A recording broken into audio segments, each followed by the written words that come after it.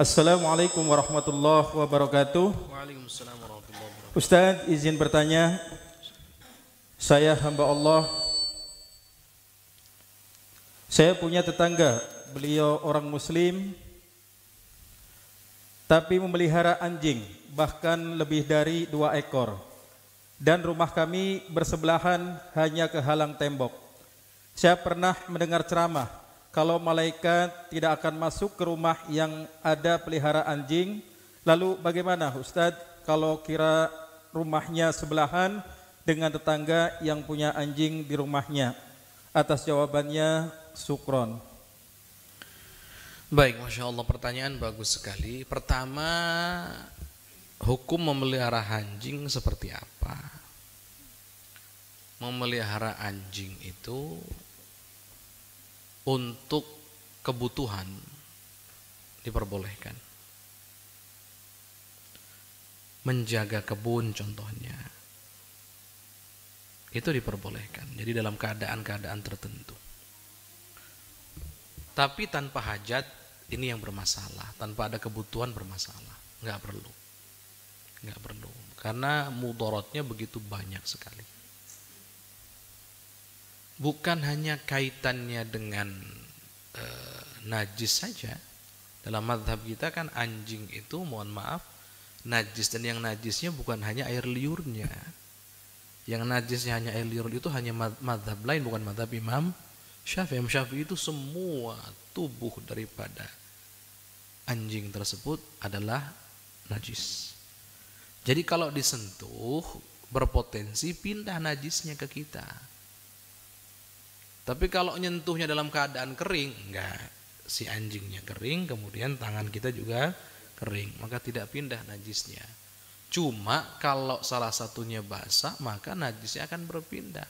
Dan level najisnya level paling tinggi, namanya mughalladhah, yang harus dicuci 7 kali basuhan dengan salah satunya dicampur dengan debu. Allah, ini enggak gampang. Nanti belum kotorannya, nanti kaitan dengan kesehatan. Penyakit rabies itu kan munculnya dari anjing.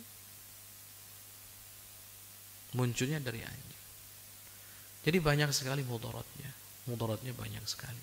Di sisi lain kita juga tidak boleh menyakiti mereka atau anjing-anjing, nggak boleh, kecuali anjing gila yang menggigit membahayakan, itu urusan lain. Tapi anjing-anjing normal pada umumnya nggak boleh disakiti juga. Tapi untuk dipelihara tidak. Nah, di antaranya resiko memelihara anjing itu adalah malaikat tidak akan masuk ke rumah dia kalau anjing tersebut ada di dalam rumah tersebut. Ini kan resikonya. Nah, kalau malaikat nggak masuk, berarti yang masuk siapa? Malaikat nggak, berarti siapa yang masuk? Syaitan dan para begundal-begundalnya. Nanti resikonya gimana? Itu rumah panas, iya rasanya, nggak ada tenang, nggak ada tentram. Padahal punya rumah tuh pengen tenang. Makanya sebagian mengatakan, ingat, kita hanya mampu membangun atau membeli rumah, tapi tidak mampu membeli kenyamanan dan ketenangan. Kenyamanan, ketenangan itu murni hak prerogatifnya Gusti Allah. Mungkin yang tidur di bawah jembatan lebih tenang dan nyaman, lebih lelap daripada yang tidur di hotel. Dan seterusnya. Nah, di antara ya tadi faktor gersang, gelisah dan seterusnya bisa jadi disebabkan oleh karena malaikat nggak masuk ke dalam rumah tersebut. Sebabnya ada anjing atau patung sesembahan yang seperti itu. Maka kita nggak usah deh melihara anjing. Tapi sekali lagi bukan berarti kau sensitif melihat anjing pengennya mukul, nggak boleh, haram. Masuk yang tadi, mukul anjing maksiat, dosa. Ayo. Dosa, dia nggak dosa, nggak berbuat satu apa kok dipukul, disalah, itu dosa itu. Anjing, kucing atau apapun itu kok disakiti, dosa. Bahkan dalam sebuah hadis sahih, dakhalat imra'atun an-nara fi hirratin habasatha. Seorang wanita ada yang masuk neraka disebabkan oleh kucing yang dia kurung, dia tidak lepaskan makan nyari sendiri, dia juga tidak beri makan sampai mati. Yaumal qiyamah jadi sebab masuk neraka jahanam. Naudzubillah. Jadi dua sisi ya. Ini harus sempurna dari dua sisi. Kita nggak usah miara itu. Kan piaraan banyak.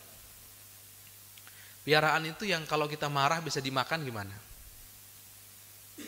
Kita jengkel, marah. Udah kalau gitu sembelih aja kan gitu enak. Bisa dimakan. Coba kalau yang begitu. Saya jengkel nih, mau sembelih. Sama disembelih juga nggak halal, tetap jadi bangke kok. Gitu ya. Jadi piaraan itu upayakan yang kalau disembelih halal. Jadi kalau lagi jengkel, marah sama piaraannya, sembelih aja kan itu halal. Ayam lagi enak-enak dia ganggu, memang sudah waktunya disembelih, sudah sembelih aja sudah. Enak. Jadi gitu ya, dua sisi. Jangan miara, tapi sisi lain jangan menyakiti. Bahkan kalau dia lapar, kasih.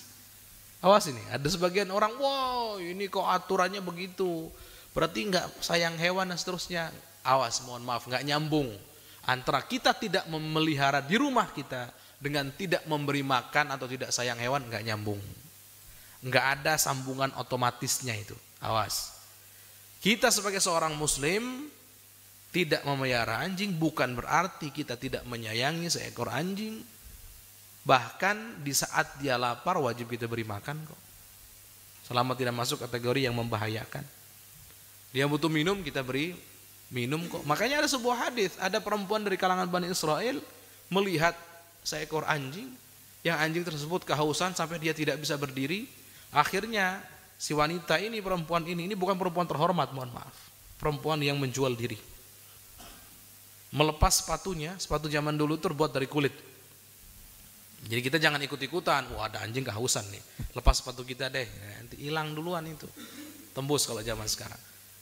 Terus kemudian turun ke sumur, kemudian diambil air, kemudian diminumkan ke anjing yang kehausan tadi sampai bisa berdiri dan bisa minum sendiri.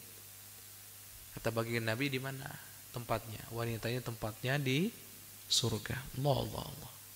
Jadi kalau ada pecinta hewan, ajarannya ada dalam Islam. Bahkan pencinta hewan bukan hanya sekedar dapat apresiasi, tapi dapat surga. Ya Masya Allah. Jadi begitu ya. Baik. Wallahu a'lam. Shawab.